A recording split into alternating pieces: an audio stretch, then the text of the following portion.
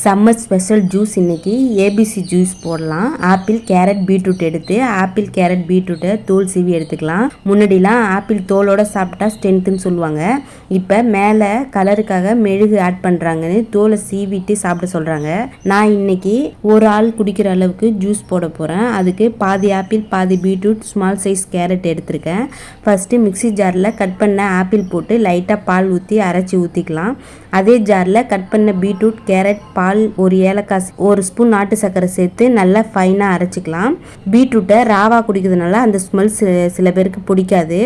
அதனால் ஒரு ஏலக்காய் ஆட் பண்ணும்போது பீட்ரூட் ஸ்மெல் இல்லாமல் ஜூஸ் நல்ல டேஸ்டியாகவே இருக்கும்.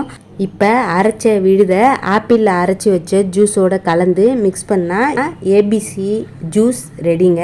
நீங்களும் ட்ரை பண்ணி பாருங்கள். டேஸ்ட் எப்படி இருக்குன்னு கமெண்ட்டில் சொல்லுங்கள். அப்படியே நம்ம சேனலுக்கு ஒரு லைக் அண்ட் சப்ஸ்கிரைப் பண்ணிவிடுங்க.